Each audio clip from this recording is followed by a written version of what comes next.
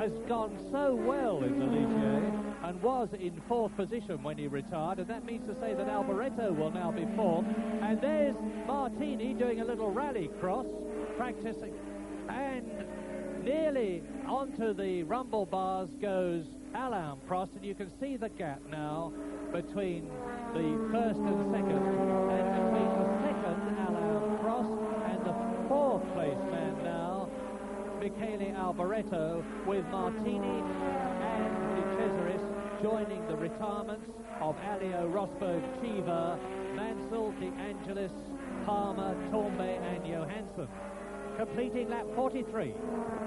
Yes, and Prost not nearly close enough this time, but what he will now be doing, he will be concentrating completely on building his speed up behind Senna all the way around the lap, so that he arrives on his tail as they go through Club Corner, which is the one that takes them up through Abbey and onto the chicane. But Prost, as usual, he's fighting for grip, and he's a little bit too far behind. I think Prost is going to struggle to get into a challenging position on this particular lap. This particular lap of the Marlborough British Grand Prix, lap 44. In the yellow helmet and the black Lotus, Senna leads. In the white helmet and the red and white Marlborough McLaren, Prost is second. Niki Lauda in the second McLaren is third, 27 seconds behind the leader. 4th now is Michele Alboreto. 5th is Nelson Piquet. 6th in the second Ligier is Jacques Lafitte. 7th is Derek Warwick. 8th is Berger. 9th is Sura. 10th is Boutsen. Martin Brundle is now 9th with Patrese 10th. And Stefan Beloff still running in the second DFB-powered Tyrrell in 11th place, completing now lap 44. Martin Brundle, by the way, has passed Thierry Boutsen in getting up to that position that I told you he was in, 10th position. He's ahead of Thierry Boutsen in the Arrows. A fine drive by the Englishman in only his second turbocharged Grand Prix. And Senna seems to have control of the situation at the present moment. Tyres, of course, are critical, and so also very much, of course, is fuel. All the teams before this race began were very worried about fuel consumption. They are allowed 220 litres, no more, for the full race distance. They're not allowed to refuel. As I said earlier on, the Silverstone Grand Prix is not only the fastest, but of course because of that involves more throttle work and more fuel consumption.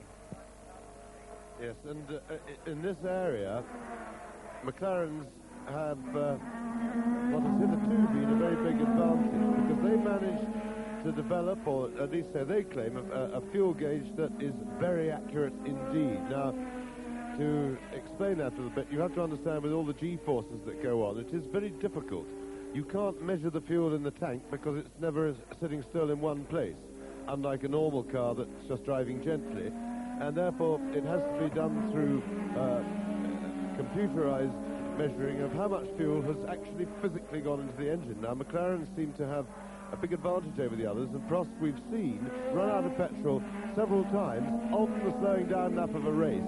So they've got it taped. Now, Senna does not enjoy this advantage, and it could be that Prost can just push him into using too much fuel, because as we understand it, or certainly up until very recently, unless the Lotus team have come up with a new system, he hasn't had nearly as accurate information available to him as is available to Alain Prost. There's no doubt that Prost will be able to judge it to within really a litre or two of petrol, whereas Senna doesn't enjoy that advantage. And when it's this close, that can be very critical at the end of the race.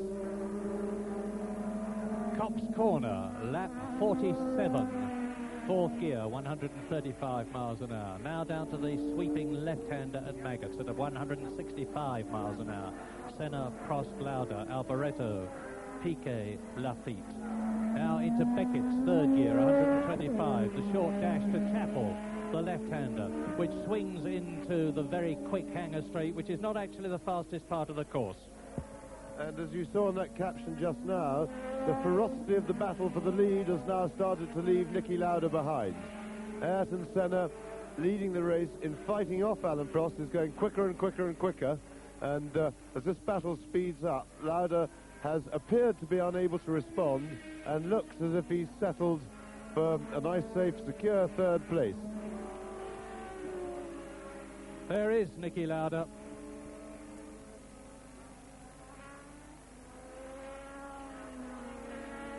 Third position. And I wouldn't put it above Alain Prost just to be driving tactically. He's an incredibly cool thinker in the cockpit, and a lot of people wonder what the drivers do apart from driving the car when they're in a Grand Prix like this. The answer is they think very, very hard indeed about race tactics. And Alain Prost will be watching that fuel monitoring equipment of his very carefully indeed.